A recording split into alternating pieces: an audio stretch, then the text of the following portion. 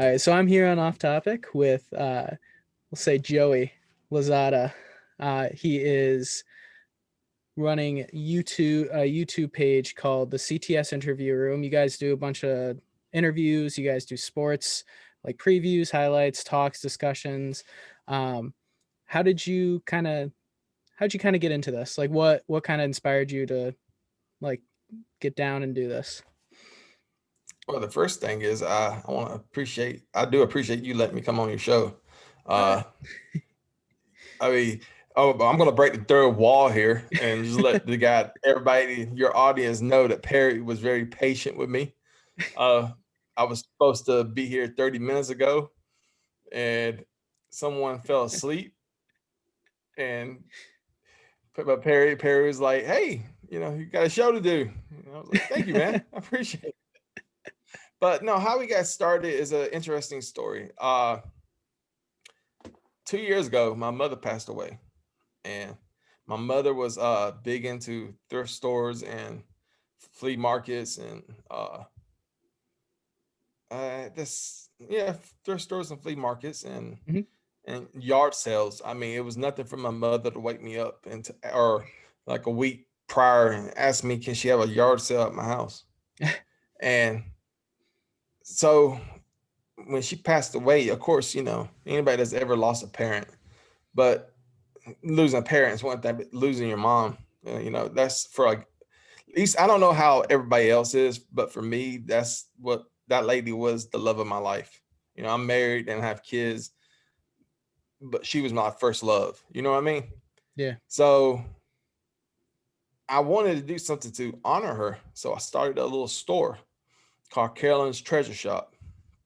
Man, fast forward, I was like, we had some, we were selling championship belts, those little championship rings, Wow. and anything sports related, because Yeah. that's what my mom was selling. She wasn't selling championship belts by no means, but I hooked up with a guy who made real championship belts, and we sold them for discount prices, because in America, you'll buy a championship belt for like $4,000. Right. But I will make a real one, a real championship belt made from the same material you saw on TV back when we were growing up, 4 millimeter zinc and brass and stuff like that, and real leather for like $400-$500. Mm-hmm. So it was unheard of. Yeah. Nobody was doing that. So, and I still do it from time to time. With that said, I started a YouTube page to make little commercials. And if you go watch my earlier videos, you'll see little commercials of me and my kids out in the yard, they beat me up and telling everybody to go shop at Keller's Treasure Shop, because it was an online thing. Yeah. But before we do these commercials, I would interview somebody. And you can tell just based on my vocabulary and the way I sound, I'm not the interviewing type person. So for me to actually go out there and interview somebody, it's a reason why I edit. I don't like doing live shows Yeah. because they're in control of the editing. So I can stutter and I can Yeah. and there's nothing I can do about it. But when I'm on the editing board, I can hide all that. Right. But that's it. So I started interviewing people, and the first person I ever interviewed was a coworker of mine. He owns his own company, which I sometimes work for, Magnolia Investigations. And the interesting thing about my coworker was he played at Ole Miss.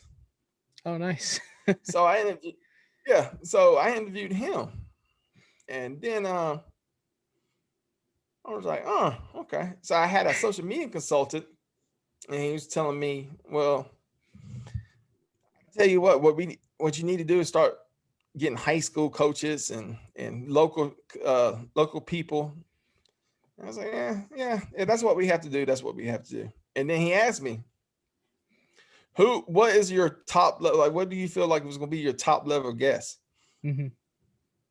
And being an Alabama football fan, this is a comedian called his name is Jermaine Funny Man Johnson. Anybody from Alabama knows who he is.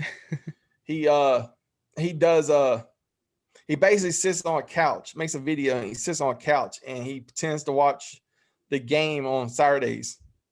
and he'll go through all the games and scores and make jokes Sure. Yeah. and for the last 3 years, I will post all his videos on my Facebook page. And I told Lou, who was my social media consultant, I was like, this is the guy. Like, once we get to this level, that's when we know we made it. Okay. Yeah. But I wanted to test the water. Being hard headed, I wanted to see how to book guests. And I'll keep in mind, I was in this was for making commercials and Mm-hmm. getting local people, maybe just my hometown type of thing. Yeah. So I test the waters out, and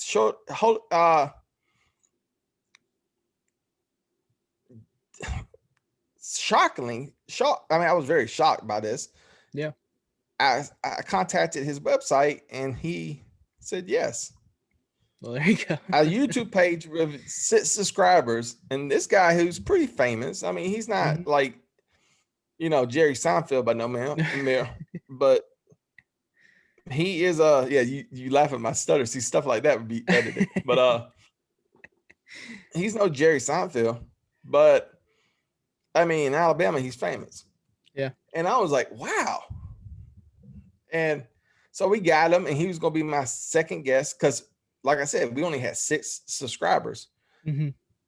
But then something happened. The George Floyd murder happened, and you, I don't know, are you familiar with George Floyd? Yeah. Okay, so the George Floyd murder happened, and everybody was upset, and Jermaine was upset too. And Jermaine decided that he was going to Birmingham, Alabama to voice how upset he was, and he got in a little upset. He went to court, but basically a lot of stuff happened, and he had to cancel on me. Gotcha. And I'm like, okay, now I'm like, what am I going to do? And I was going to interview my cousin Raphael. Right. And so let's rewind about 5 years ago. There was this guy called Stingray. He was making Mississippi State videos. And you probably remember Stingray. He was on Tosh.0, doing his show. He was on the SEC network. Okay. Sports Illustrated did a piece on him. I looked up on Facebook and I asked him, I said, look, we're a brand new YouTube channel. Do you want to do an interview? And I was like, wow.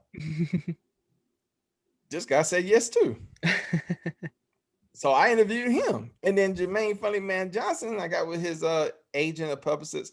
He came back on the prior week. So back to back, I had a former defensive lineman, for the University of Ole Miss. Mm-hmm. Then I had an internet sensation and a pretty famous comedian. Yeah. That, to me, I'm a fan because I follow all his stuff. Yeah. Going through something very controversial because he got in trouble for that Birmingham thing. Right. It was I was like, wow, this could really work. Like, yeah.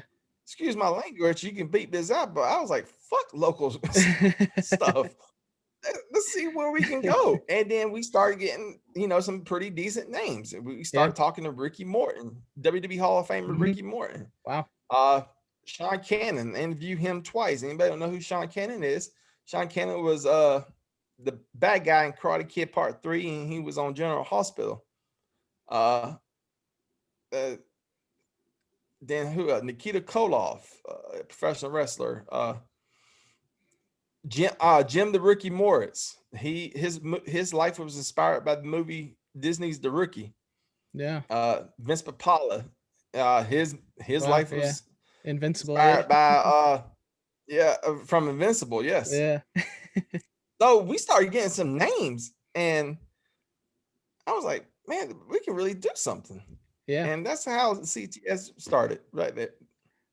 That's awesome. Yeah. And I kind of went through a similar thing when I was starting this. And when, like you were saying, people were saying, oh, you should get like some local people on. And I'm like, but if I want to expand the reach of who I'm trying to talk to, or who I'm trying to reach as like a listening base, or people who are going to watch or listen, or whatever, they can't be just local people, because Yeah.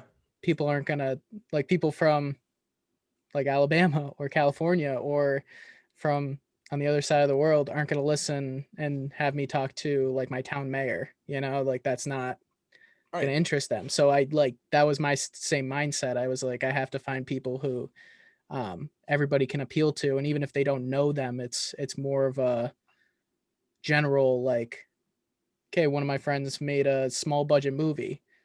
Anybody can listen to that and be like, oh, that's an experience. That's not just, oh, this is my one of my friends. So it's trying to find like that line, especially when you're in the beginning, to try to pick from who but also like trying to make sure it's more than just, oh, I'm interviewing my friends. Yeah, and what is so funny to me, I said this on a previous episode. I don't think I aired it, but it's so funny.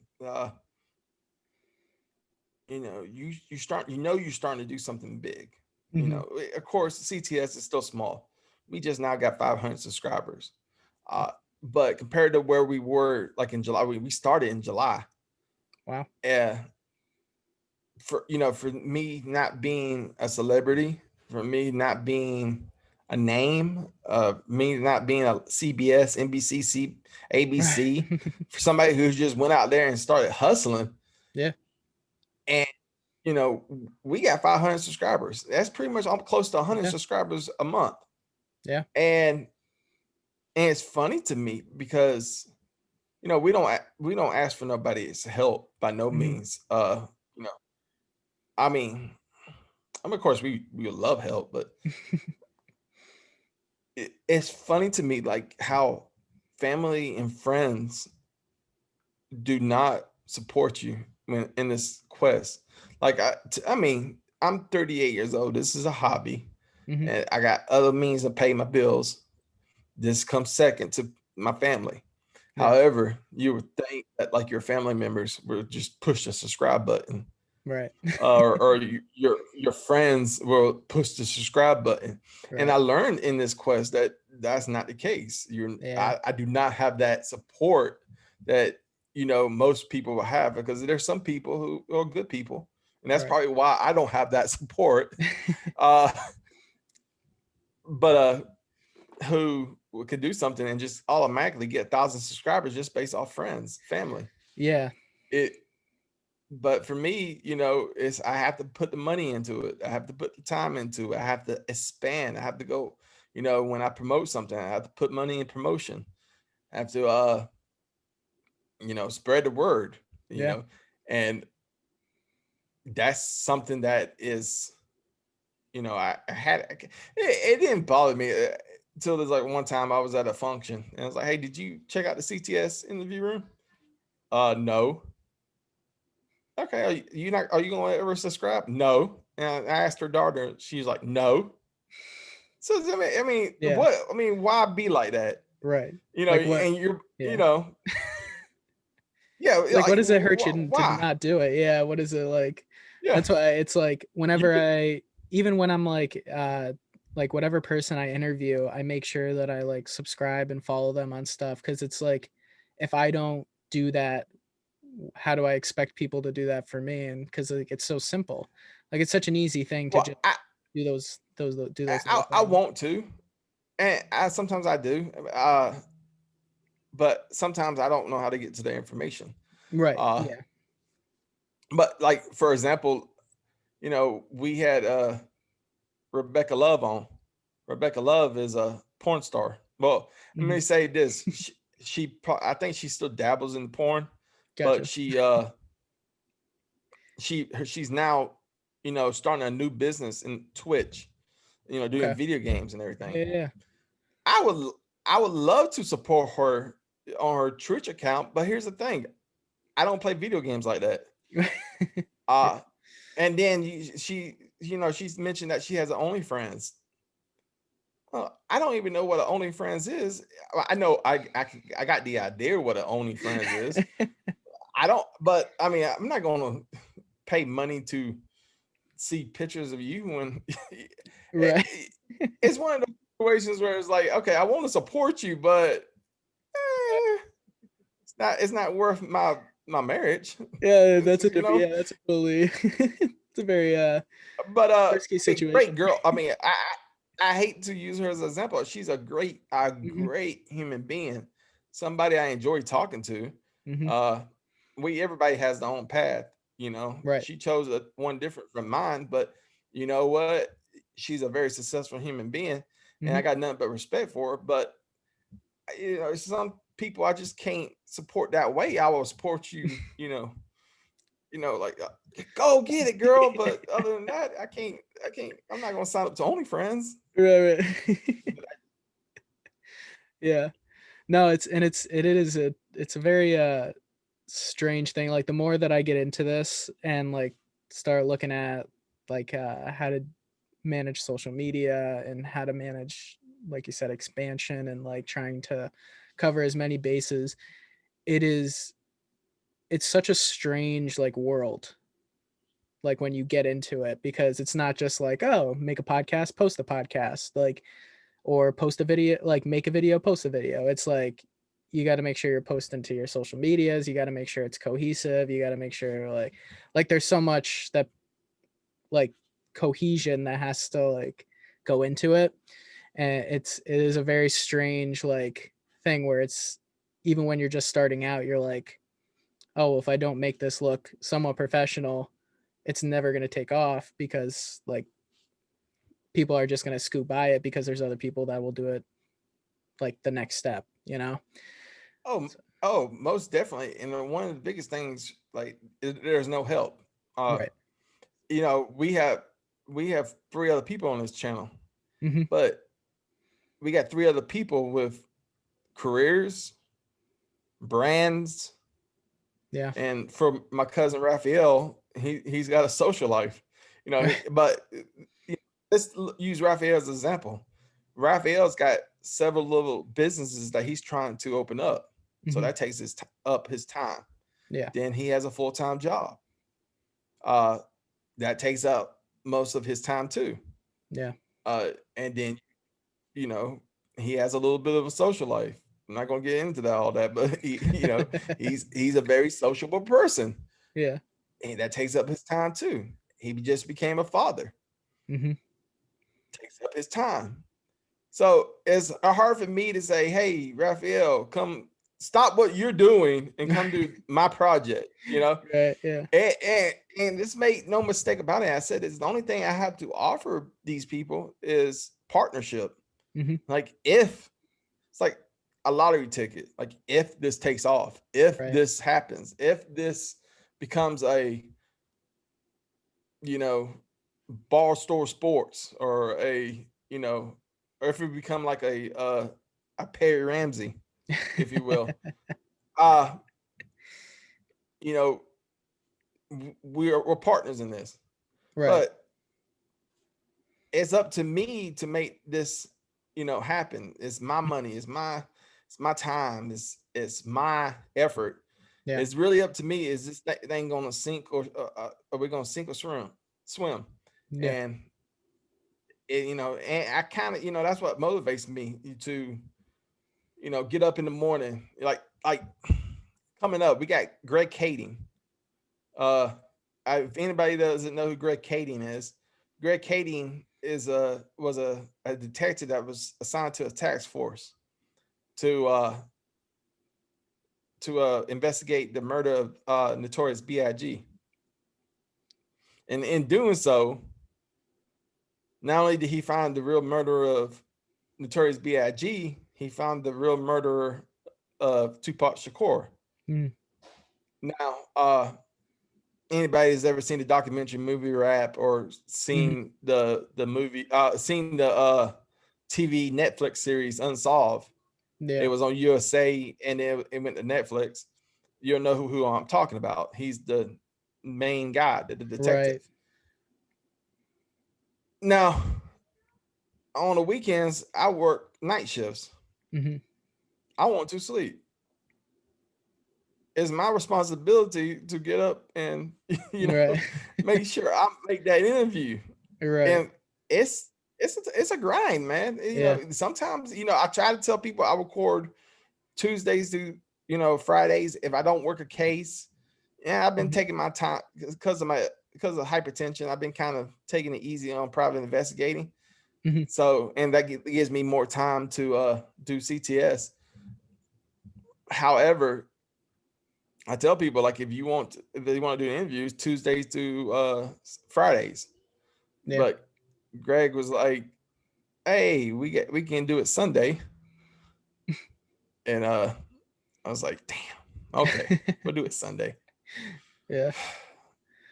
I know But that's I yeah. mean, it is what it is. Yeah, I started trying to stick to like doing Sundays because that's what works for me. I work at a like a high school um during the day as a teaching assistant, so that's like my day job. So Are like you gonna become a teacher? that's I'm finishing up school and then I gotta do my master's because in New York to be a teacher you have to get your master's. Oh So yeah. Uh, it's actually, I was going to school to be a teacher. oh yeah, Uh, yeah, I was actually in the program at Troy University, oh and nice. I remember. Excuse Bless you. me. That's YouTube podcast gold right there. Uh, I remember going into the program, and this lady copped an attitude with me, and I did like the first 2 semesters, and I Hmm. was kind of like, Mm, nah, this ain't for me, yeah. because these people, they kind of want to. At the time, I don't know what they're like now, but at the time they were kind of bitchy, if you will. Mhm. So I was like, never mind. I was about to get married too, so I was like, Yeah. what else can I do? Oh, I can become a private investigator. Yeah, There you go. how did that happen? Like what was like your have you always kind of like been interested in like that kind of thing or was it something that just kind of Oh stumbled upon you well, and you were like, "Whoa, this would be cool." both. I mean, when you hear the word private investigator, you think, wow, you think this is gonna be fun and exciting. Right. And sometimes it was fun and it was exciting sometimes. Got to see most of Alabama. I got to Mm, see some of Mississippi. I got to see most of Georgia. It was a lot of traveling, a lot yeah. of and, the the TV version of a private investigator, that was not me. You know, Yeah. I got to dabble in a lot of most of my cases was insurance, and I Mm, worked for a company, and they gave me my own car and everything, and but then you start dabbling into like domestic cases, and that, mhm. to me, those are the fun cases. Those are the cases that you have a great time doing, because you are guaranteed to see something that is going to be funny to you. Like, I don't I can't go into details, but it was nothing for Right. me to videotape a man or a woman going to a hotel room, you know what I mean, Yeah. and meeting somebody, I gotcha. and or going to a park, meeting somebody, and like, and you get this feeling of like, yeah, I got this person, Right, because that's right, what you're right. paid to do. But Right. here's the kicker: when you do a domestic case, you pretty much know the person's guilty, because 9 out of 10 times the person already knows that their spouse is cheating. Right. Now, an insurance case can be as fun too, but eh, one, you're sitting at some outside somebody's house, or you're sitting outside somebody's neighborhood. You're not supposed to be there. People get suspicious. You know, domestic case is more of a go getter, go get it Right. mentality. It's more fast paced, because that person is always on the move. Yeah. And legally in the state of Alabama, you can put a tracker in a person's vehicle, because the spouse can put a tracker in there, so you'll never lose the person. Hmm. Hell, you can stay at home and just track the person on your laptop. Right. But it's not. It's better to you know Right. go see what's going on. Yeah. Well, that's it. But in the insurance case, you got there's a lot of sitting. Hmm. 9 out of 10, eight. I'll say 7 or 8 out of 10 times the person is really disabled, and it's rarely. It may be about maybe once every 2 months you'll get somebody who is faking it Right. and doing something they're not supposed to, and then that's when it gets exciting. But then most of the time you just sit in the car getting fat, getting high blood pressure, knowing that you got to go back to the hotel room to write a report. It was Right. fun at first, and it was like, because I was married, I had 2 step kids and two small kids, and I got out of the house, and I was like, but now it's like, is it worth it?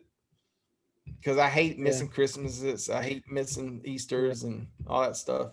Yeah, and with a lot of traveling, you start missing more things than you want to, and that starts taking Yeah, a oh toll yeah. too. It's like, yeah, I can totally get that because But I know like it's here's tough. the Yeah. but is what. Oh, I know that like having people travel like when like you have stuff going on, it's tough and like that kind of thing is yeah. Yeah, and here's the kicker. I just had a newborn baby. He's almost a year old, Hmm. and I'm like, I need to get the hell out of this house. I was so golly. I was like, yeah, y'all crazy. It's been a year now, and I've been kind of like, man, I just need to, Yeah. me taking it easy. It's like, I kind of need to. I know I'm not mentally or physically ready for the road, but I just Yeah. I can I got just not be taught? yeah, You you just need like a weekend away, yeah. yeah, every weekend. Every weekend is I need a weekend away. I need a break. Somebody drive me to the nearest bus stop. Like, come on. And this is a big house. I live in a pretty big house. Mhm. I mean, it's nothing to brag about, but it's a big house. And you'd be surprised how you can't find no hiding space nowhere. They're gonna find you. I remember at one time I got so overwhelmed I went into the shower and they were, Daddy, Daddy, Yeah, Daddy. Oh hell with it. I'm gonna take a shower. Oh, there he is. yeah. I gotcha. Yeah, and so I do want to mention one thing. So a little fun fact about me. I was born in a place called Chillicothe, Ohio, about a couple hours south of Columbus. So I'm an Ohio State fan. It happens. Yep, it was a tough it was a tough game to watch. It was No, it was a very the first half was tough. It's so funny because I told everybody the score was going to be 52-32. It's on video on YouTube. Oh, We yeah. did a national championship preview show, Yeah, yeah, which got hella 5 views. I think we were up to 10 now. Anyway, yeah. we we we get I called it Yeah, 52-32, and if Ohio State would have scored one more touchdown with a extra with a 2-point conversion, yeah, I would have been like dead on. yeah. But I guess I just had to, and that was an argument that we was having on the show that, one of my partners, Marvin Constant, he was a linebacker for the 1999 SEC championship game. He's famous for a big play that ended his football career. Mm, Uh, he stopped the LSU quarterback at the goal line, mm. and when he did that, he tore his knee up. Oof. And and you still see pictures all over Tuscaloosa of him making that play. I mean, he was definitely a big deal for the University of Alabama, Mm. and we that's an interesting story how we hooked up. But we was talking, and I asked him, I was like, man, if Alabama does not win, is it really going to hurt Alabama? And he was like, yes. yes, it's going to hurt Alabama. No, I disagree, because here's why. Nobody has done what Nick Saban has done in college football. Now, of course, Bear Bryant won 6 national championships. Yeah. And now Nick Saban's won 7, but Nick Saban did it from the late 50s to early 80s. It took him 20 years. Yeah, Nick Saban in like 12 years. Yeah, from 2007 to 2021. Yeah. He came on board to see like 2007 season. Yeah. All you won a national championship with LSU. Nobody, when Nick Saban got to Alabama, I saw 1 or 2 national championships. I did not see this. Right. It was, and matter of fact, when people don't remember, Nick Saban, left the Dolphins. Right. I did not expect him to stay at Alabama this long. Really am shocked that he not only stayed at Alabama, but had this amount of success. I mean, this is unprecedented. He has officially became the best coach ever in the history of college football. It doesn't really matter how many wins you get, is how many championships you win. Right. People talk about Bobby Bowden and Joe Paterno and Bear Bryant. Mm-hmm. These are all great coaches. These are legends. These are coaches, when you think college football, these are the coaches that you think about. Mm-hmm. However, how many championships do they have? Right.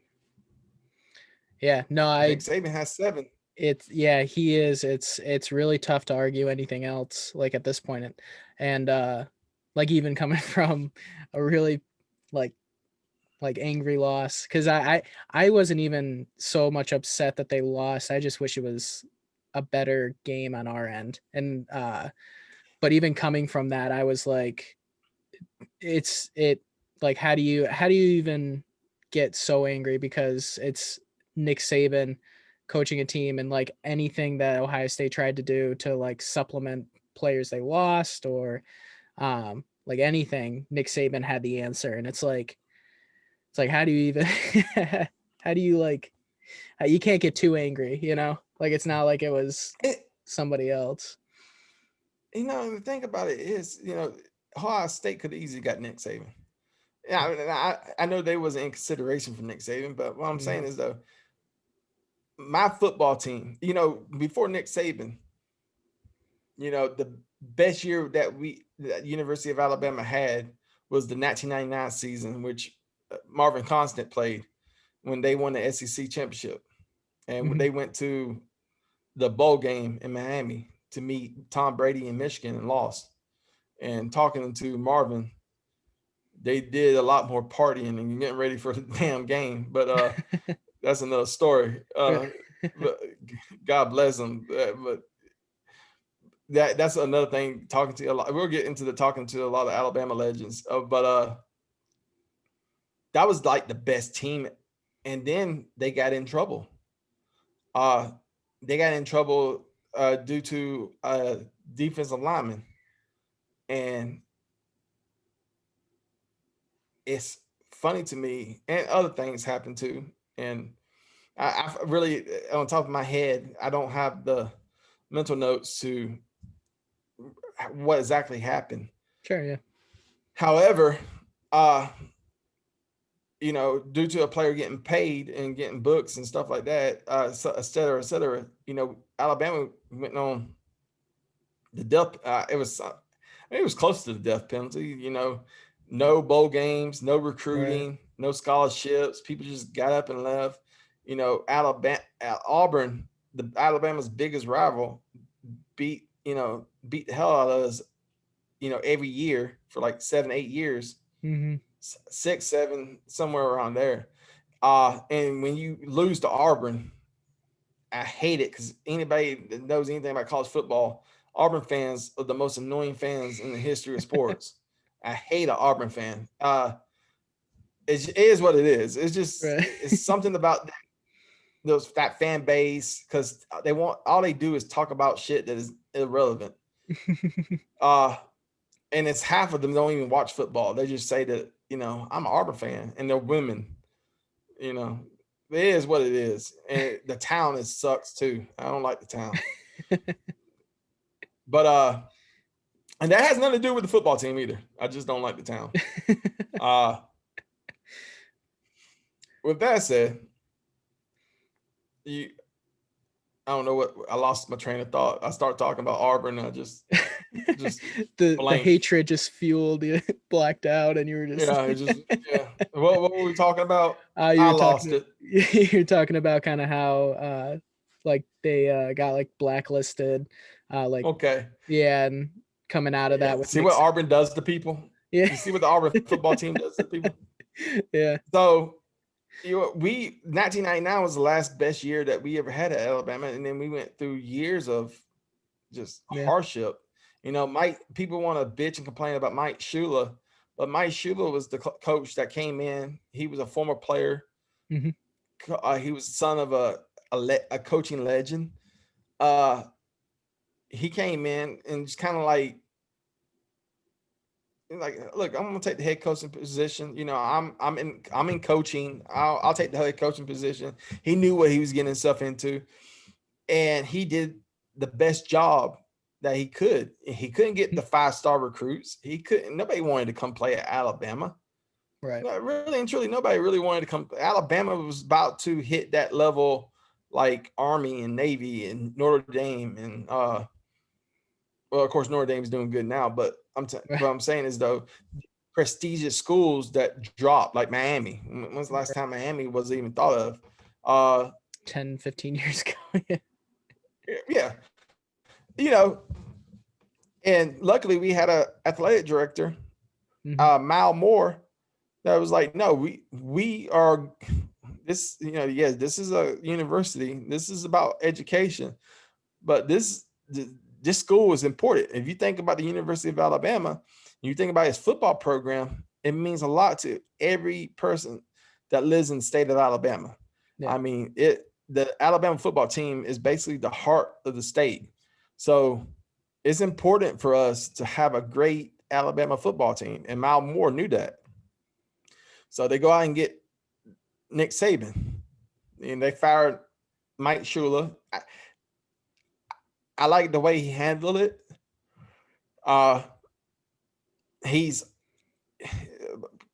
Some fans don't realize that, that guy was our quarterback in the 80s. I don't, the Paul Feinberns, fuck what he says. Who is he? You can just, he's not one of us. He's not from the state of Alabama. He's not an Alabama fan. So for him, he's just there to, lick Nick Saban's balls.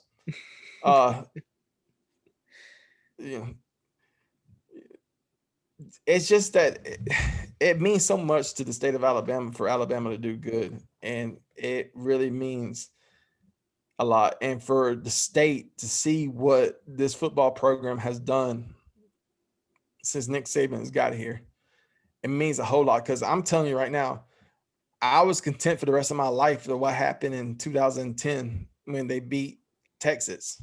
Yeah. I thought that was going to be our only national championship. I really did. Yeah.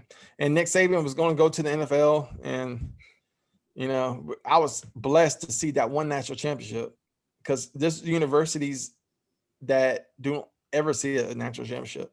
Yeah. Hell, Auburn had to pay the quarterback to get a national championship.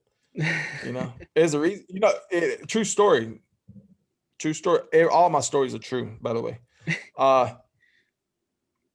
Cam Newton, people don't realize this, but he was really not considering going to the NFL draft. He was trying to find loopholes not to go into the NFL draft and play another year at University of Auburn, which he was eligible to do, but he wanted to make a career playing at the University of Auburn.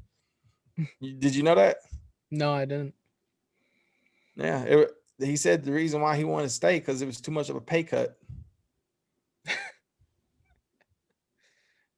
Get it? Because there's a pay cut to leave the University of Auburn. Yeah, because they were paying him. They were paying Cam Newton. Okay.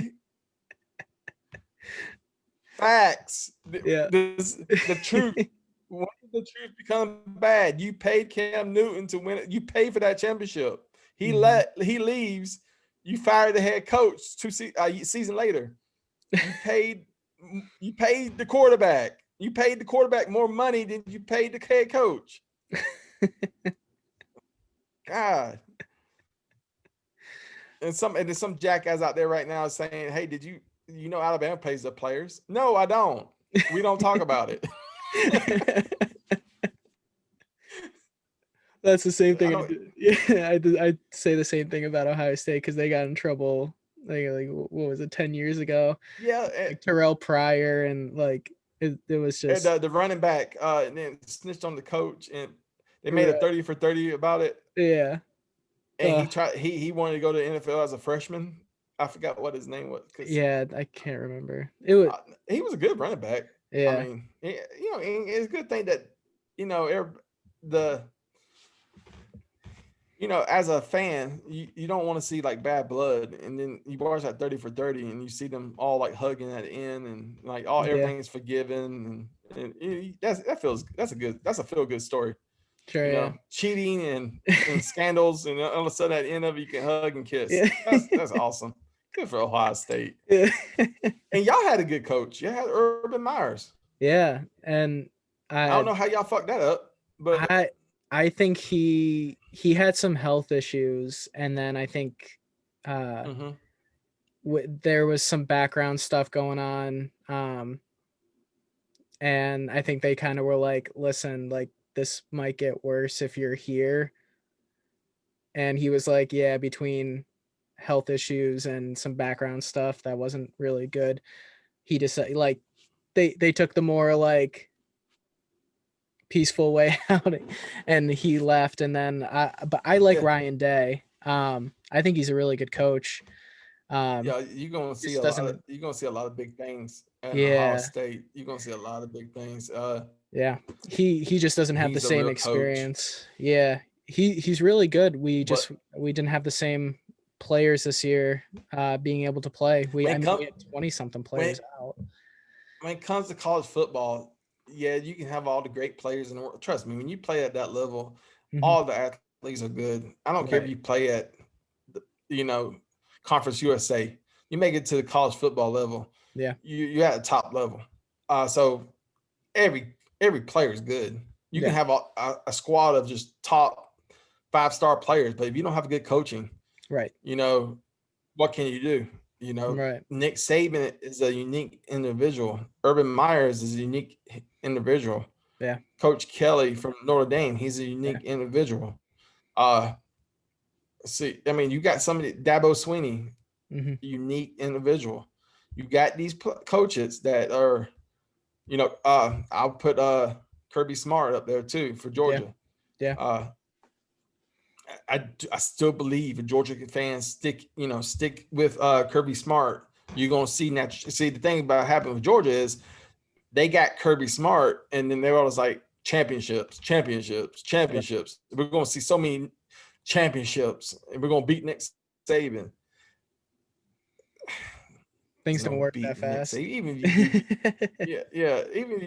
well, I mean, for Alabama it did, because the first year they were like 5-7. Yeah. Or something like that. And then the second year they were undefeated, lost to Tim Tebow in Florida in the SEC championship, and then lost to Utah. And then the bowl game, I believe it was Utah. And then the next year we win the national championship. So 3 seasons, won the national championship. So very rarely does it happen that quick. Yeah. But you look at it, I mean, college football, you got to have great coaching. And it's a lot of great coaches. It's just Nick Saban is unique. And I feel so bad for college football. Not just for me as an Alabama fan, but I feel bad for college football because who's going to top Nick Saban? Nick Saban's only getting older. He's close to 70. And let's face the facts.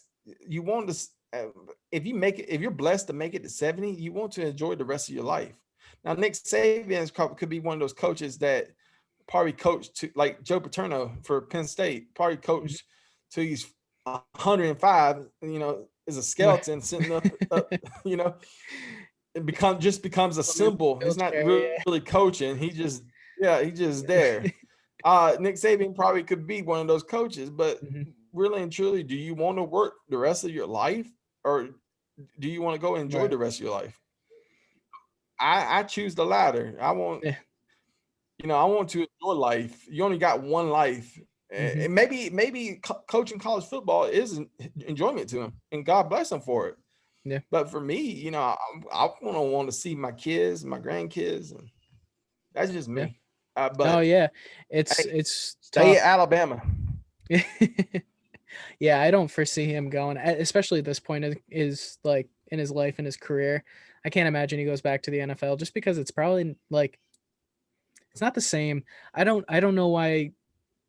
I guess I do know why it's green and it's pays for things, but the reason people like go from college football to NFL, but just from like I coach high school football.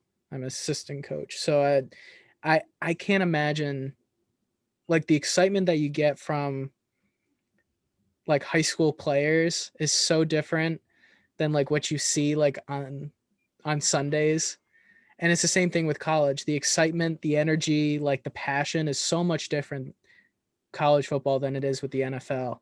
And I would miss that. I think like I feel like coaches definitely have to miss that when they go to the NFL because it gets so political like in the NFL where it's no longer you're not dealing with like teaching kids. You've got grown men who feel they're at the NFL, they're at the top level. They have you have some of the entitled players, you have like the older veterans who you have to coach and they're 20 years older than you. Like it's like all this stuff and it's like doesn't have the same doesn't have the same like glory to it. I feel like it just doesn't have that same energy or like passion to it. I don't know how you feel about the And NFL, but that's something I get in trouble with too. The politics. Anywhere you go, anywhere you work, there's politics, and I'm right, not much of a politician. I right, get in trouble for just saying hello the wrong way. You know, so but speaking of high school football, that's something that like in my hometown, they have this thing. I don't ever look to the past. I always try to look to the future. hmm And my thing is, like talking about high school, like I don't care about high school football.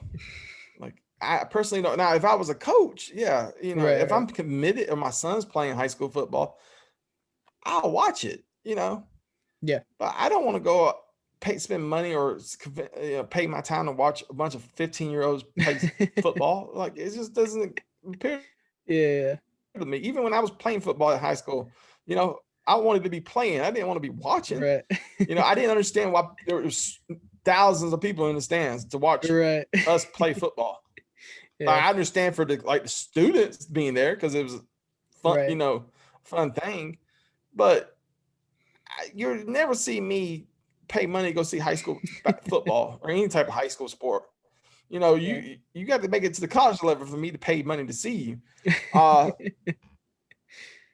that's just me. I mean, it's like you want to watch a bunch of kids play. Like, let's put some steroids in them first, and then let's see what we can do. Now is Get that your little needle and stick it in the butt. Let's make it interesting. But now did your town like that's just revolve around that or not? Like was your town like a football town my or hometown. My hometown. In my hometown, you got two high schools. You got okay. a public school and a private school, and really the private school is more in the city next to us.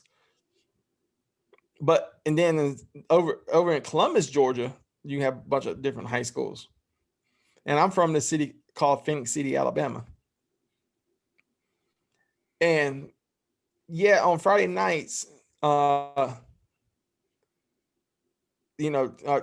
Stadium Drive, I'm sorry, on Somerville Road in Stadium Drive, where Garrett Stadium is at, yeah, you have, this is, it's important. It was never important to me. It's I not gotcha. that, it was just, I don't understand. I don't want to watch kids play. I want to watch men play. You know what I mean? Yeah. Uh, but there's people that are like as a private. Here's a good example. My hometown is a bad example.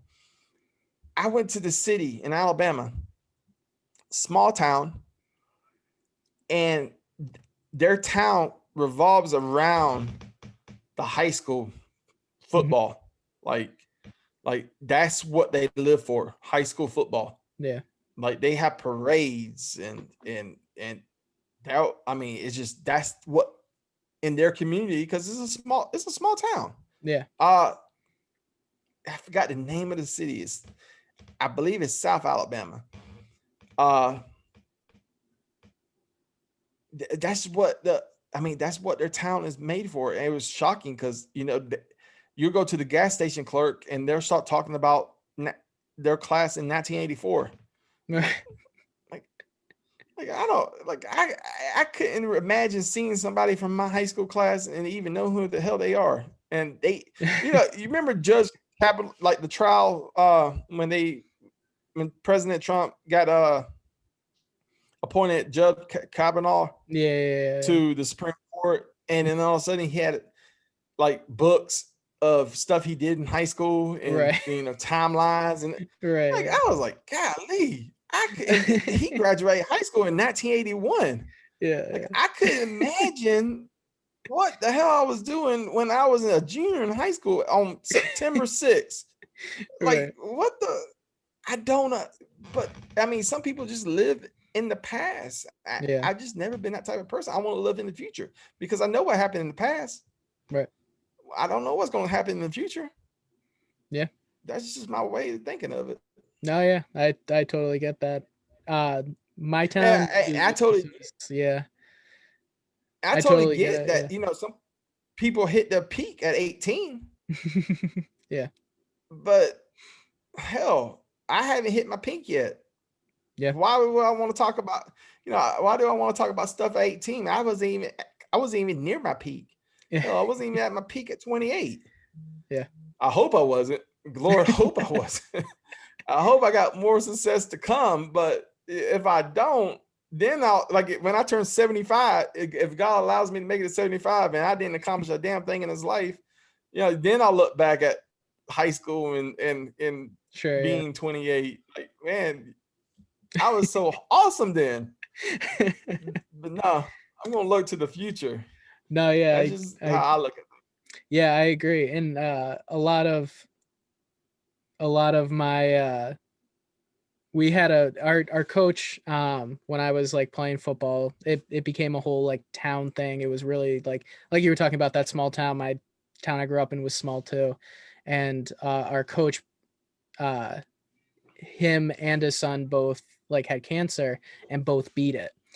And so they were like the whole like inspiration of the town, like the whole thing. And coach was one of the best dudes like you'll ever meet. He was a great coach. So there was like this whole like extra layer to him doing that, like him and his son beating cancer. And then like he was just a Mhm. great coach, and the football team did really well. Our junior year we won like the state championship. It was like a whole like 8-year period of him and like the whole town just being like, this is our thing, you know. So it was Yeah, I mean, and it's I can like, understand that story too. I mean, right. for the like, I'm pretty sure my hometown will do the same thing if Yeah. that happened. Right. Uh, and it just I just don't have the time to go watch kids play. Now, when my Oh, sure. son, Yeah. if my I got two sons that will play hopefully they'll play high school football. I don't know if they will not, but then I'll go out there and watch them. Oh, yeah. Yeah. Yeah, because I'm committed. Right. Uh, Right. Well, you have a reason to be there. but Like, yeah, I have a yeah. reason to be there. I'm not Yeah. just gonna go pay $10 to go sit down and watch a high school Random play. kid. And then some people do that.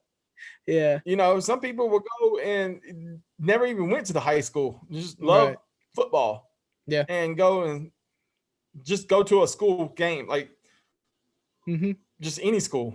And Yeah. that's just not me. I'm not that big in sports. I want to see men. The men play on Sundays. Yeah. I'm never going to give up NFL football. I'm never going to give up boxing. I'm never going to give up, you know, college football. Yeah. I have to like seriously remember, these guys are still kids. Right. But there's some hard. It's the Yeah. best of the best of the kids. Yeah. These are some hard hitting guys that Yeah. come on Saturdays. Cause I'm 24. So like I'm at that point where I'm starting to notice that like these guys are a couple of years younger than Yeah, me. yeah. And I'm like having Oh those no, moments. And I'm like, oh it my hits you. God. Yes, it hits you too.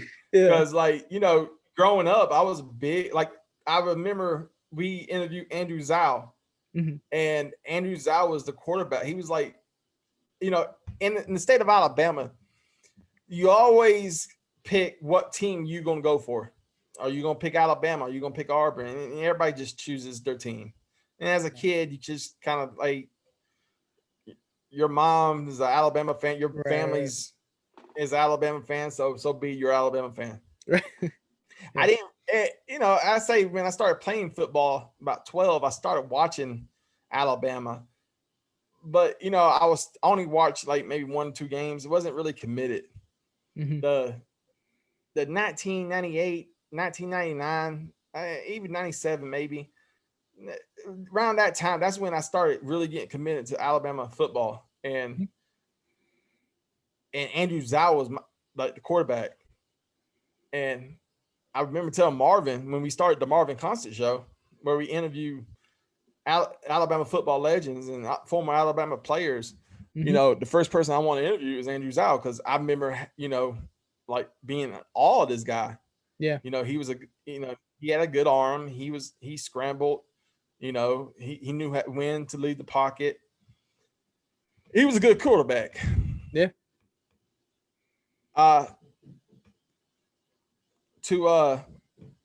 When it was funny because that's who I told him I wanted to interview. That once again, that top notch. Like Right. once we get to this level, for me personally, I mean, we could, Marvin's played with Sean Alexander. He's played with many NFL players. He knows a lot of NFL players.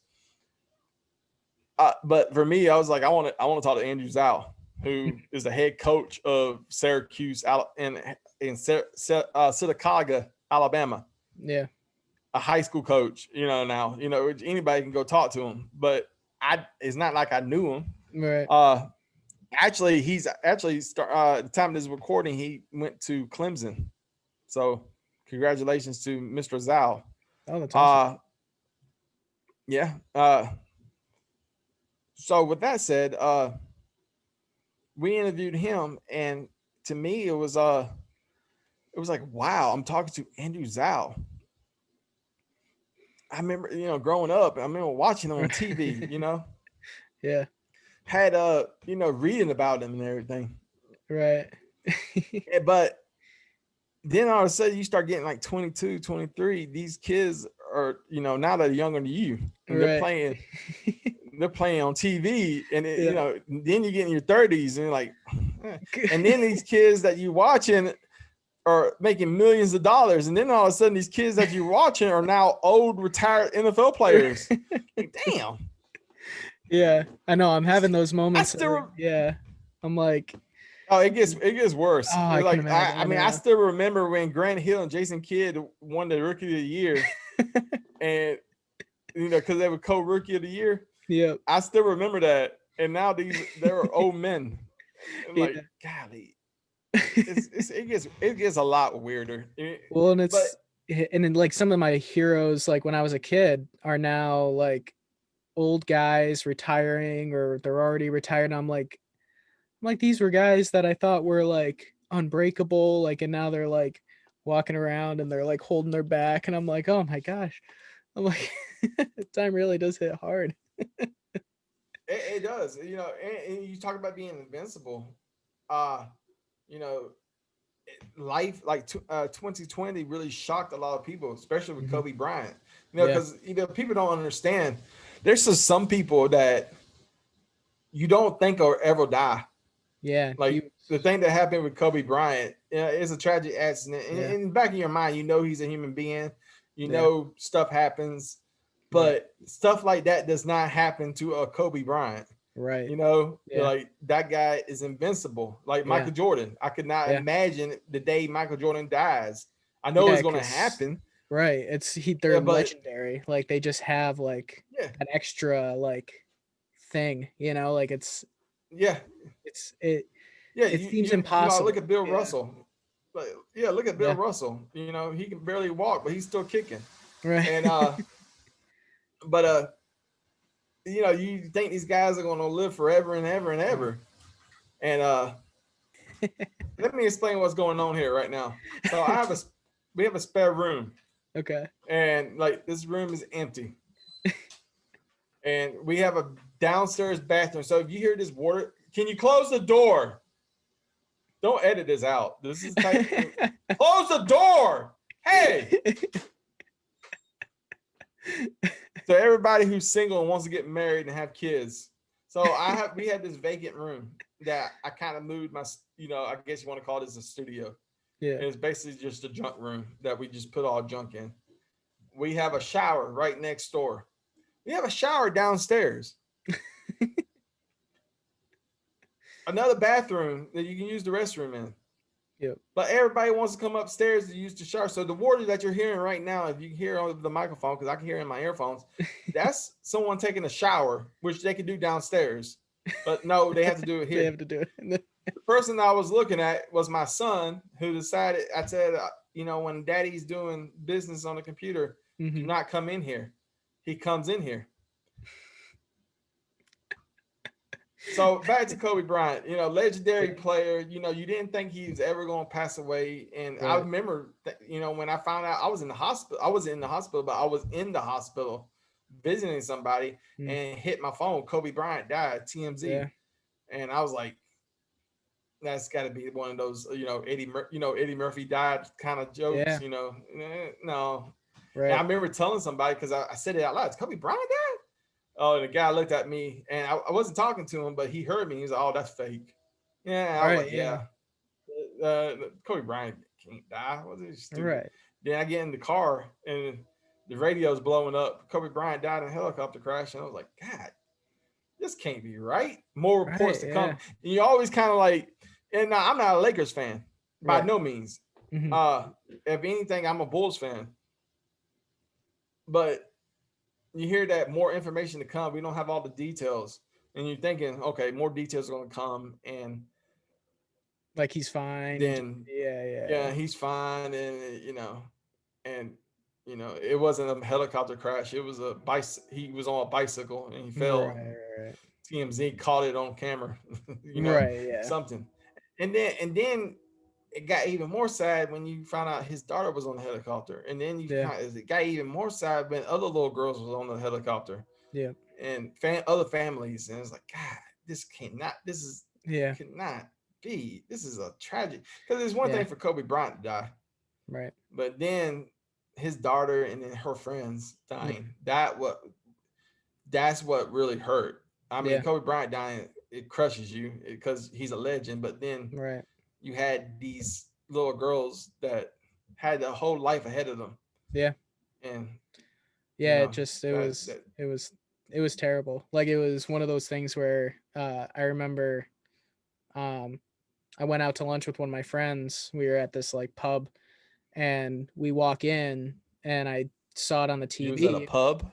Yeah, You was at a pub. I was at a Where are you from? pub. Britain? That's what we All hail call the Queen, ladies and gentlemen. I know. Well, it's like the intermediate in a like in between like a restaurant for us and like a dive bar, like so it's not quite a restaurant, it's not quite a dive bar. We call it a So pub. in Alabama, you get your ass whooped. You say you're going to the pub. I'm going to the pub, y'all. Y'all want to come to the pub? Like I always wanted to live like massive to like Boston with a bunch of Irish people. Yeah, Like yeah, yeah. like it's funny because I'm half Puerto Rican and I always wonder like, and I have some relatives that on my dad's side that live in Boston, and Mhm. I catch up on them on Facebook, And Yeah. I was just wondering, like, and you think of Boston, you think Irish, Right. you don't think, Hispanic people, you think, the Irish, Right. Scottish people, the Yeah. pubs, that's where the real pubs are at. Right. But I always wanted to live somewhere like Boston and just hang out with the Scottish and the Irish people, or go to Yeah. Ireland, and Yeah. drink my life away, because those bastards know how to drink. I sure Jeez do. Louise. Yeah. I know one of my So friends. you was at you What? was at hold on before you go to that story. Yeah, I interrupt you. You was at the pub. What happened? So like, oh yeah. So we walk in and I saw on the TV like that it said Kobe Bryant in like plane or helicopter accident, and I just like froze because I was like, it's like that moment where you're like, what? Like, there's no like, how is this even happening? This doesn't feel like real life kind of thing. It just, and then like you said, as like they talk about who else was on the helicopter, like his daughter and her friends, and like other parents and stuff, and it's just like it's like it went from holy shit to like, oh my god, this is awful, and it just uh Yeah, it was just, there's no like words to like describe like how it kind of makes people feel, because like saying it's awful is like an understatement, saying it's a tragedy is an understatement, you know. So it was definitely one of those days that I'll never like forget how like shocking it was in that sense. But yeah. yeah. It was very shocking, and Yeah. some people, like, for me, growing up, I was a big Michael Jackson fan. Mhm. From the day he died, Yeah. I'll never forget. I was at Subway with my fiance, now wife, and and I remember my sister calling me telling me he died, but of course hadn't came in yet. Mm. And I was a big Michael Jackson fan growing up, and then being going to Subway, and then it was no doubt about it. Yeah. Michael Jackson is now dead. I remember first time, and I grew up loving Reggie White, and I never even got the gut in my throat for him. Mm. But he was somebody that I idolized as a kid, even though I wasn't a Right. Packers fan, I was a Falcons fan. Yeah. But he was somebody that, he played for Tennessee, he played for the Eagles, he played for the Packers. Every team that I did not like, he played for the Panthers. Because being a Falcons Yeah. fan, I didn't like the Eagles, I don't like the Packers, I don't Yeah. like Tennessee.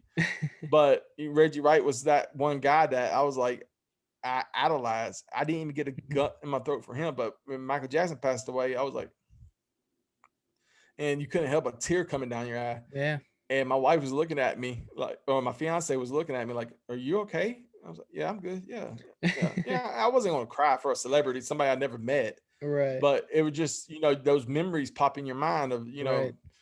uh, you know, you know, waiting for that black and white video to come on Fox network, because Yeah. back in the day his videos were premiere on television. That's how important he was. Mhm. uh VH1 playing, You Rock My World, Right. uh 24 hours, and, and you had to catch that music video. Yeah. Remember, Dangerous album, the History album, Bad, Thriller, Yeah. all those memories pop in your head, and it's like your childhood just dies right then and there. Right. And as you get older, your childhood is just gonna keep dying. Uh Yeah. yeah, I still got like two more heroes left Yeah. and that's still alive. And when they're dead, I know my childhood is. I'm hoping that I live past them. But Yeah. That's how I feel that's about what happens when you get old. yeah. I mean, that's how I feel about it, like Paul McCartney. Because growing up, like I'm still a huge Beatles fan, and he was always like when I saw him the first time in concert, I was like lucky enough to go see him at Fenway, and Mhm. I the like I couldn't help but smiling when him and the band like ran out on stage, you know, like it was like that. I've never had like that much excitement for like going to a concert. I, Like at other than 24 that, years old, how did you? how did you become a Paul McCartney fan? I'm just interested. I mean, everybody had, like I said, everybody has their own path, but Yeah. like I don't understand how like somebody your age can become a Paul McCartney fan. A lot of it was my dad always played like his music growing up, and then when I started playing music, because I'm a musician, and I play in a band and stuff, uh that was the stuff that really intrigued me, and I wanted to keep learning. And it went from being like when I was in middle school is when I really started to like develop that like older classic rock music taste. But it had a lot to do with my dad. And then some of the other friends that I made that were also playing music were also classic rock guys. So there was like a group of us, like 3 or 4 of us, that like that's what we listened to. And then it just like snowballed until that's mostly what I listen to is like anything But from like the he's 50s. like he's like what, in his 70s, 80s now? He's gonna be pushing 80 in like a few years. Yeah, I think he's like 77 or 78. He's getting there. Well, God Yeah. bless him. Yeah. Yeah. Uh, yeah, your childhood is going to die very quickly. That's why you gotta pick I know. when you're young. You gotta pick your heroes young. Yeah. You know, you don't want to start. You don't want to start off in the previous generation to pick your Right. heroes. You want to start like, hey, Well, yeah. who's going to be in the draft this year? Okay, Yeah, you're well, going and to be my new. that's what's happening like this year especially, like so many actors and actresses and musicians are dying, and I'm like, I never got to see them live. I never got to like I never got to have that moment, like Neil Yeah, Peart, like me. like Neil Yeah, like, Peart, yeah, I know what you mean. Yeah, I know what you mean. Like I never got to see Michael Jackson in concert. That's I did know I do know for a fact in my hometown, the town next crossover Columbus, Georgia. He Mm, did come to Columbus, Georgia one time when I was a kid. I do know that. yeah, Uh, but he wasn't that. I mean, he was famous, but he wasn't like you can't. He still could come to like small southern right, towns famous. You know what I mean? I mean, he was already like Thriller. It was like during the Bad album, I yeah, believe. I'm not sure. I could be wrong, but he was like not. He was at the point where you was selling out stadiums and the peak, but he right, was still doing like small towns and around the country. But right, back then when I got up in age, 93, when the Danger 91, when the Danger album hit, there was no more going into Columbus, Georgia, or going to Alabama. You never right, see Michael Jackson in Birmingham, Alabama. Or anywhere like that. You won't see him in Scotland, or right, overseas in a stadium. Like his right, smallest concerts were stadiums. yeah. So And he was I selling would, and he was what? he was selling those out too. Oh yeah, The big stadiums, I yeah. remember it in 2002. He did his own tribute show. Now you have to have some balls where you're paying for your own tribute show. Yeah, And then I was like, well, I want to go to that. It happened in New York City in Madison Square Garden. I was like, I want to go there. I was really thinking about going, yeah, and I saw the prices for those tickets, and like I'm throwing this number out in the air, just to be in the in the nosebleed section hmm, at Madison Square Garden. The tickets were like $5,000, oh my god, and I'm thinking to myself, ain't no, how the hell are they gonna sell this place out? And yeah, sure enough, they sold that place out because hmm, people will pay that top money to go see that man. yeah, And music history died when he died. hmm, Same thing with Prince and Whitney Houston and yeah, Johnny Cash and a lot of great people who were this generation right here will never understand how great these yeah, musicians were. Uh, but like I wasn't even a country music fan, but now I look back and like Waylon Jennings, yeah, like how much of a badass that man was. You know, yeah, I can't stand country music, but just looking back at these country music singers that were famous during my mom and my dad's time, yeah, how badass they were. I mean, these guys were badasses. yeah, And you look back and like, man, they don't make men like that no more. Now, yeah, and it They were is a what it special is. breed, But yeah.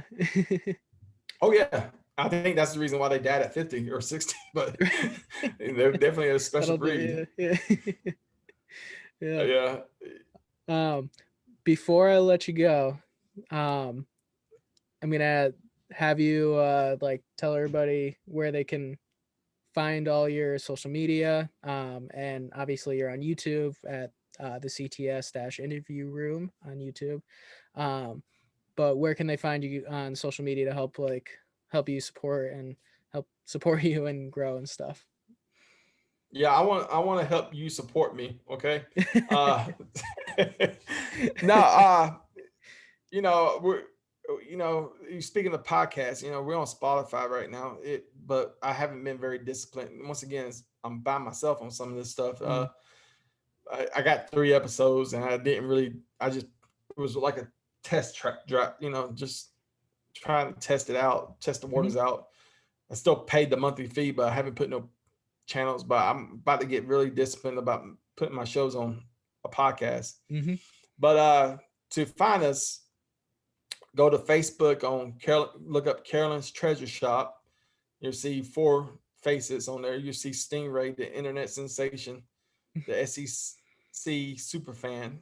You probably seen him on Tosh Porno and SEC Network, Talking Trash with Paul Feinburn. Then you got the legendary Marvin Constant. Uh, you can watch the Marvin Constant show where we interview Alabama football legends, and then my lovable and humble cousin Rafael Lozada, and me and him do a show called the Top 10. So you can go to support us on Facebook, and then you can go to YouTube and look up the CTS interview room where you see all these great shows. And yeah, go subscribe, and we promise you're gonna be entertained. You'll find something on there that'll be entertaining. I Yeah. promise you. Yeah. And you guys got a lot of different things you do. So it's not like it's just one thing, like it's not like if somebody doesn't really care about like the sports end of it, you don't just do that. You talk about other things you have. Yeah, So it's like, and we do break the mold because everybody when you're on YouTube, they say you need to find one niche. mm, And maybe that's the reason why we're not very, high up in the subscriber. I'm very proud of what we have done in mm-hmm, such a short time. yeah, However, we could do more. And I think that's the reason why we are not up into that 1,000 yet. And that's my goal to get the 1,000. And when we get 1,000, my next goal is 10,000. And yeah, when we get to 10,000, my next goal is 100,000. yeah, Et cetera, et cetera. We're not here to play around. We're here to be, in for the sure. game. Yeah, With that said, I think that's probably one of the biggest reasons because I expand, my show, the Sunday interview. We're not just talking to athletes; we're talking to anybody. I mean, I just got, today I talked to somebody from Egypt who has a hit song in New Zealand, and yeah, I talked to another podcaster, and we talked politics, and then I talked to a late amazing woman. She's was so sweet.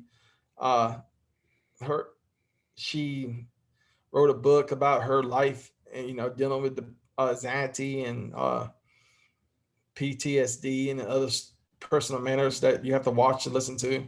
yeah, But amazing woman. I mean, when talking to her, I was like, you can instantly feel how like this woman who was in the shitter that yeah, you know poured herself out of it and was like, hey, look, I'm gonna make it regardless. And she actually, when I talking to her, I didn't say this to her, but if she ever happens to watch this interview, which she probably doesn't, but she right then and there while talking to her, she became my hero because I know how it is to be down the dumps and then pull yourself up.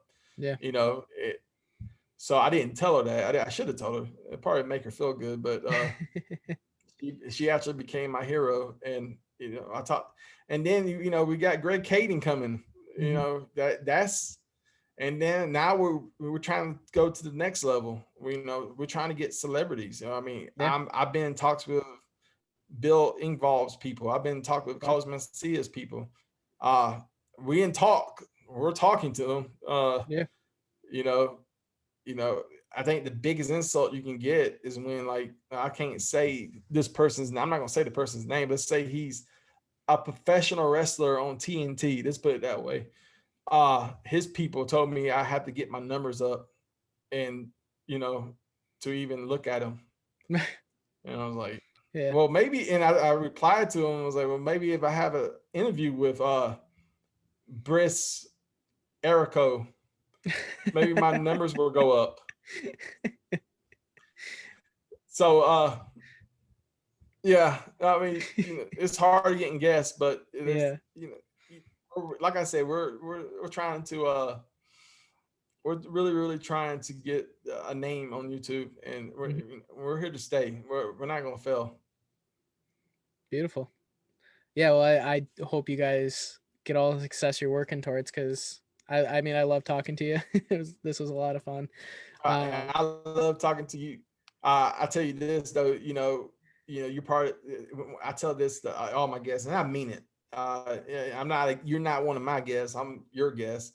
But I being in the podcast community and the YouTube community, it's a small community, Yeah. especially for us people who just still small. Yeah. Like, we're in the same boat. Yeah. Uh, it's a small community, and anytime we can help each other out, it's just let me know if you know I want everybody to be successful. You know what I mean? Yeah. Me too. Yeah. I'm talking to this guy now he's in the same boat I am, but he's 10 times better at it than I will ever be. We text each other almost every day, just talking, what can I do better as a doing an interview. And uh if you watch his I'll go ahead and name drop his stuff, the Two Party Podcast. Check his stuff out. He talks to a lot of interesting people, and has a very interesting story his own. He came on our show, and we had to do a two-parter, and it Wow. hasn't aired yet, but Jesus Louise, he has a story to tell. Yeah. But yeah, just check us out on the CTS Interview Room on YouTube, and please support. Hit subscribe. It's not going to kill you. Don't be like my Yeah. family. Just hit the subscribe button. You don't Just have to do. watch us. Just hit Yeah. the subscribe button. It's the little things too. And stuff like that is so simple, and that's it. Trust me, I totally get it. There's a lot of times where you text some of your friends, or you message them, or you send them. You make it so easy for them to just like click the like button, click the subscribe button, watch or listen to the And they podcast don't for do it. 5 minutes, and they don't do it. Yeah. You know, what I think what it is that I think deep down, subconsciously, I think people just want you to fail. Mm. I don't think. I mean, they won't say it to your face, Right. but I think sometimes people just want you to fail, and that's why they don't want to help you. Like, they love you, they like you, they don't want nothing bad to happen to you. They just don't want you to, like, I have a best friend. Like, he's been my friend since third grade. But man, I could not go to that guy that asked for $5. I don't have it. I don't got no money. He just that type of guy. I mean, he's my best friend, but he's not gonna push the subscribe button on my YouTube page. Yeah. And he fucking hears this, and then fuck him. I mean, it's the truth. It is what it is. Yeah. You just have to, like, okay, you're not gonna get support from family and friends. Cool. Gotta grind. Gotta grind. Yep. So with that said, Perry, I do appreciate you letting me come on your show. Of course, yeah. This is the greatest podcast ever in the history of all podcasts. I can't wait to come back. I hope I'm coming back every week. But if I don't, thank you for having me. No, I would love to have you back.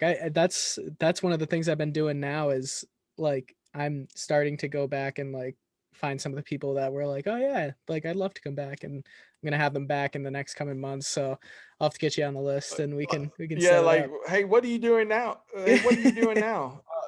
You said you have 500 subscribers. Then how much? Well, we're at 502. It's been 2 years. We tried. Yeah. Hey, 1 second. Let me hit this crack pipe. Yeah. Are you on the street? Is that where you're coming from?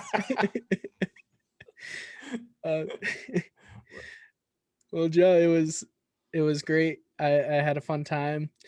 Definitely everybody go check out the CTS interview room. There's like a ton of great stuff on there, and you'll find something that you like, even if you're thinking, oh, nah, I can't. You'll find something. Trust me. They're fun guys. They're entertaining. It's great. So go check it out. Subscribe, like some videos, watch them, help us out, help him out. We're a community world. Let's act like it. That's You know, right. let's act like it. And drop some money. There you go. Find us for whatever hometown that you think we live in. Just find us and just drop money at our porch. There you go. We'll take it. Yeah, a little change jar. Nothing under a 50. Yeah, nothing under a 50. A little tip Just jar. make sure.